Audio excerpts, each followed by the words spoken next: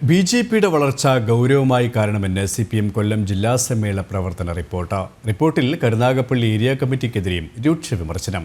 പ്രശ്നങ്ങൾ പരിഹരിക്കുന്നതിൽ ജില്ലാ നേതൃത്വത്തിന് വീഴ്ച പറ്റിയെന്ന് എം.വി. ഗോവിന്ദനും വിമർശിച്ചു. പ്രതിനിധി സമ്മേളനത്തിലെ ഉദ്ഘാടന സഭയ്ക്ക് പിന്നാലെയായിരുന്നു റിപ്പോർട്ട് അവതരണം. ബിജെപിയുടെ വളർച്ച ഗൗരവമായി കാണണമെന്നും ഒരു ബൂത്തിൽ ശരാശരി 150 വോട്ട് ബിജെപിക്കുണ്ടെന്നും റിപ്പോർട്ടിൽ പറയുന്നു. മറ്റൊന്ന് വിഭാഗീയത തന്നെ. കരുനാഗപ്പള്ളിയിൽ തുടങ്ങി സംസ്ഥാനത്തുടനീളം വിഭാഗീയത ബാധിച്ചു. കുലശേഖരപുരം സൗത്ത് ലോക്കൽ സമ്മേളനത്തിൽ ഒരിക്കലും സംഭവിക്കാൻ പാടില്ലാത്ത കാര്യങ്ങളാണ് നടന്നത്. നേതൃത്വത്തെ ദുർബലപ്പെടുത്താൻ ലോക്കൽ സമ്മേളനങ്ങളിൽ വരെ നീക്കങ്ങൾ നടന്നു. സംസ്ഥാന ജില്ലാ നേതാക്കളുടെ നിർദ്ദേശങ്ങൾ മുഖവിലക്കെടുത്തില്ല. ഇതൊക്കെ പാർട്ടിക്ക് അവമതിപ്പുണ്ടാക്കിയെന്നും റിപ്പോർട്ടിൽ പറയുന്നു. പ്രവർത്തന റിപ്പോർട്ടിലെ 16 പേജുകളിൽ ഏരിയ കമ്മിറ്റിയിലെ പ്രശ്നങ്ങൾ മാത്രം. കീഴ്ഘടകങ്ങളുടെ ലോക്സഭാ തെരഞ്ഞെടുപ്പ് അവലോകനം കൃത്യമായിരുന്നില്ലെന്നും വിലയിരുത്തൽ.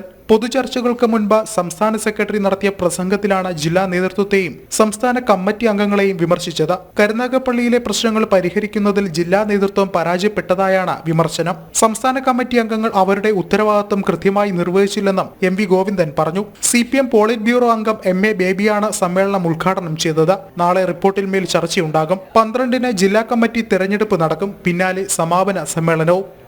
ജനം, കൊല്ലം.